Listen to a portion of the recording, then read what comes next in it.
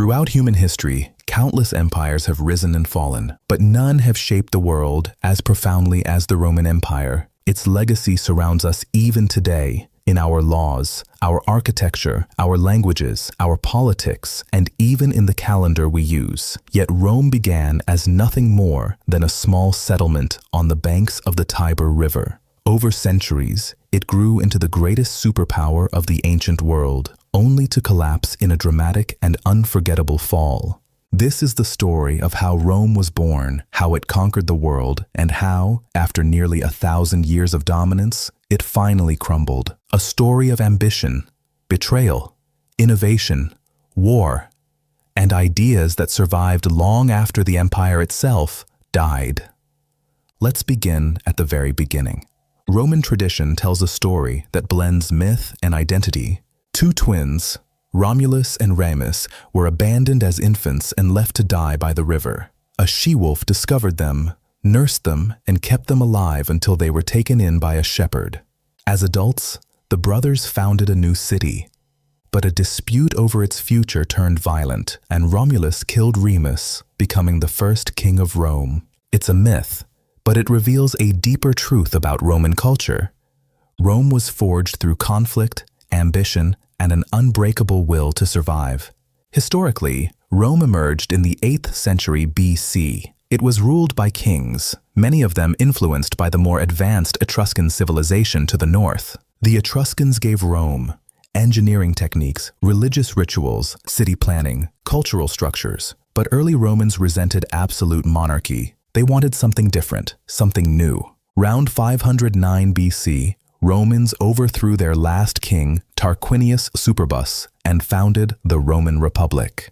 It was built around the Senate, dominated by Rome's elite families. 2 consuls, elected annually, a complex legal system, citizenship as the core of Roman identity.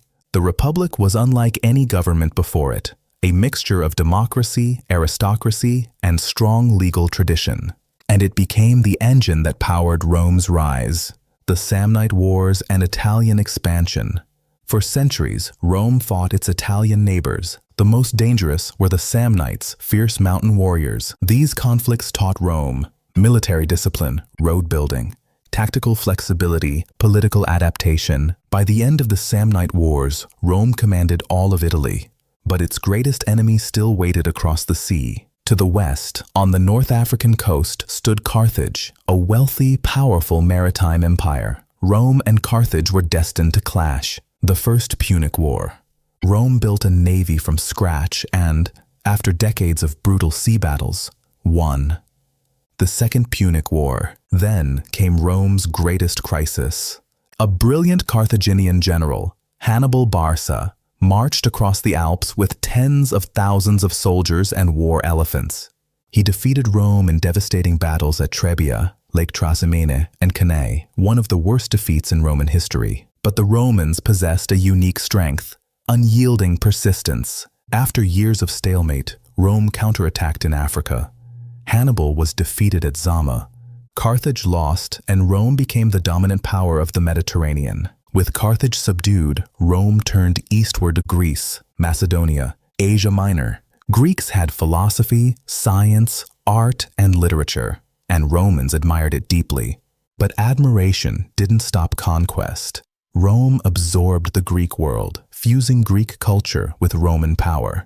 This fusion created the foundation of Western civilization. Rome's empire grew rapidly, but so did its problems. Massive wealth flowed to the elite, while ordinary citizens became poorer. Slavery replaced free labor. Political corruption spread.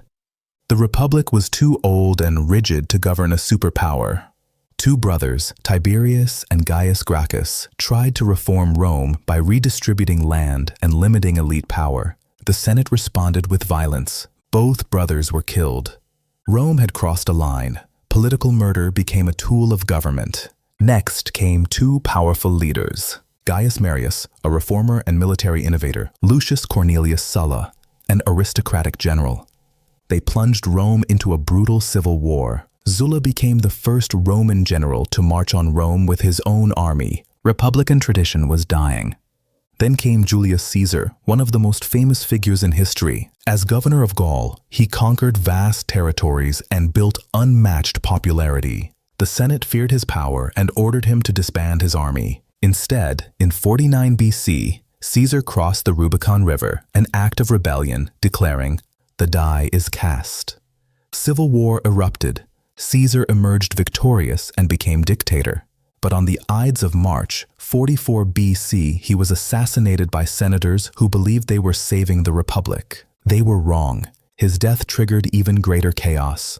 Two leaders rose in the aftermath: Octavian, Caesar's adopted heir; Mark Antony, allied with Cleopatra, Queen of Egypt. Their rivalry culminated in the Battle of Actium in 31 BC. Octavian triumphed. Antony and Cleopatra died by suicide. Egypt became a Roman province. Octavian, later known as Augustus, became the first Roman emperor. The Republic was dead.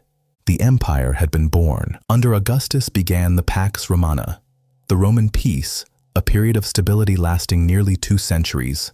During this time, cities flourished. Trade expanded. Magnificent roads and aqueducts were built. Law and governance reached new heights. Rome became the heart of a vast empire stretching from Britain to Egypt, Spain to the Middle East. This was Rome at its most powerful. Rome saw both brilliant rulers and monstrous tyrants. The good emperors, Nerva, Trajan, Hadrian, Antoninus Pius, Marcus Aurelius, they brought wisdom, stability, and prosperity. The infamous emperors Caligula, Nero, Commodus, their madness revealed the dangers of absolute power. The rise of Christianity. During the empire, a new religion emerged, Christianity. It began as a small movement, often persecuted, but over centuries it spread rapidly. In the 4th century, Emperor Constantine legalized Christianity. Later, it became the official religion of Rome. This transformed the empire's culture and identity forever. Economic troubles and corruption. By the 3rd century AD, Rome faced mounting crises, crushing taxes, inflation, failing trade, corruption, political instability. 30 emperors rose and fell in just 50 years, most murdered. The empire was decaying from within.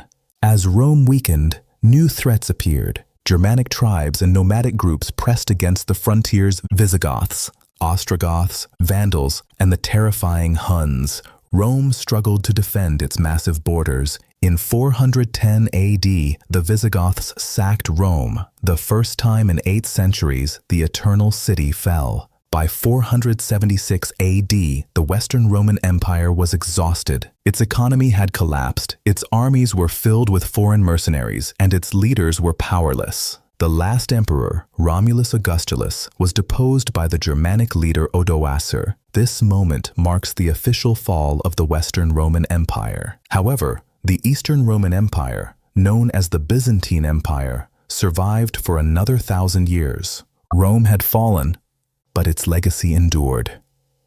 Even though the empire collapsed, Rome's influence lives on. Roman law shaped modern legal systems. Latin evolved into Italian, French, Spanish, Portuguese, and Romanian. Roman architecture inspired the world. Roads, aqueducts, and engineering became blueprints for civilization. Political ideas like republics, senates, and citizenship come directly from Rome. Rome built the foundation of the Western world. Its legacy is simply too vast to disappear. The story of the Roman Empire is a monumental journey, from a tiny village on the Tiber to the greatest power of antiquity to its dramatic fall. It is a story of extraordinary ambition, breathtaking achievement, and ultimate collapse. Rome rose, Rome conquered, and Rome fell.